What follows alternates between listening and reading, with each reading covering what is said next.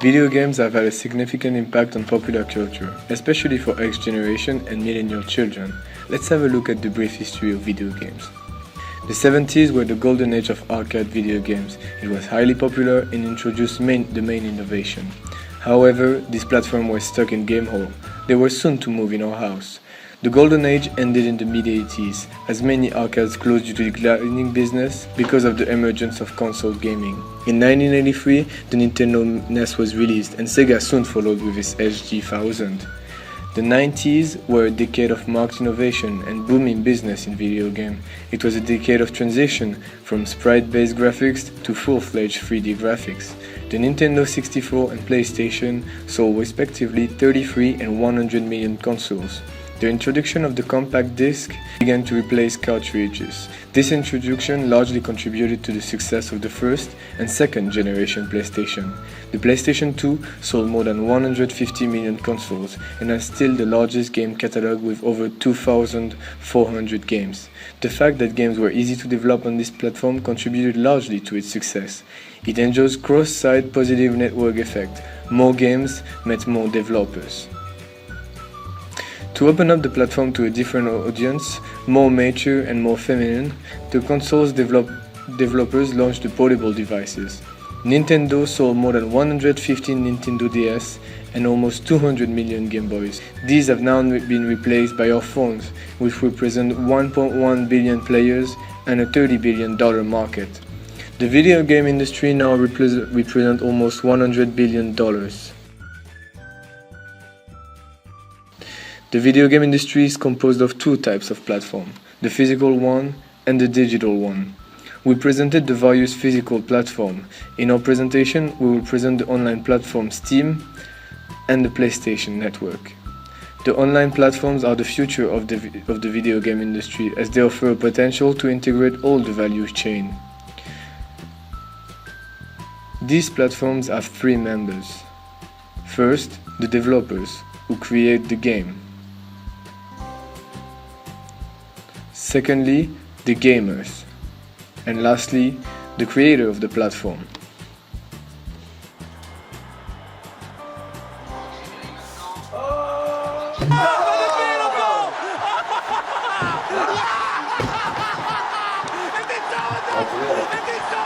I think you can lean and take the goal.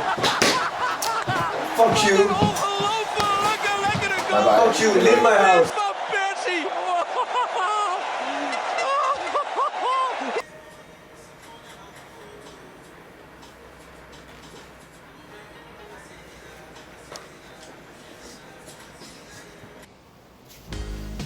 PlayStation Network is a digital media entertainment service provided by Sony Interactive Entertainment, launched in November 2006. PlayStation Network was originally conceived for the PlayStation video game consoles, but soon extended to encompass smartphones, tablets, Blu-ray players and high-definition televisions. As of April 2016, over 110 million users have been documented, with 65 million of them active monthly. Of course, the simple fact that people can now play games online with friends and strangers has been the biggest way online gaming changed the traditional way of gaming.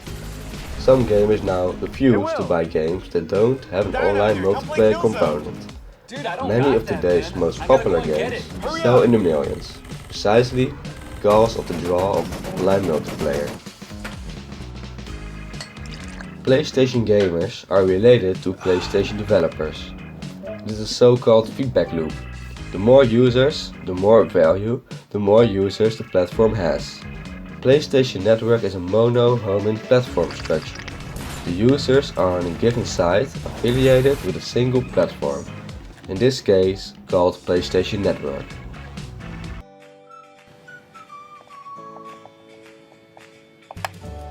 Steam was launched by Valve in 2002 to make software maintenance easier and to prevent piracy for Valve games.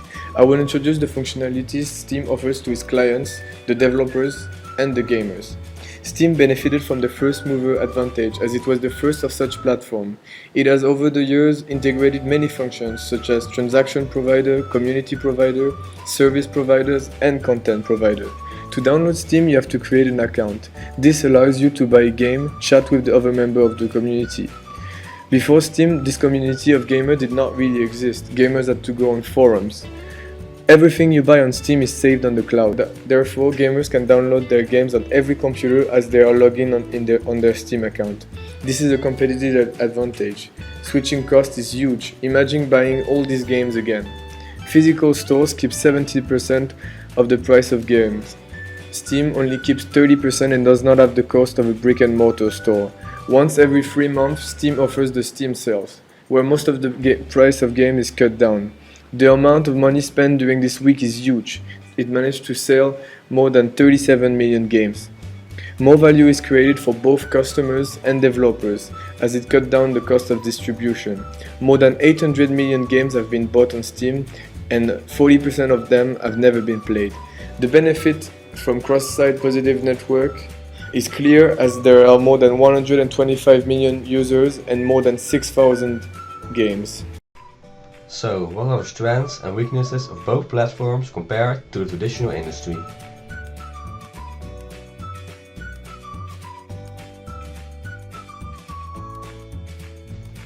First, strengths for customers and developers.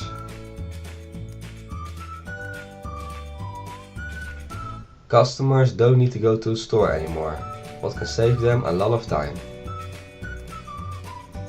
The form of online gaming reinforces team building skills and makes gamers think more strategically.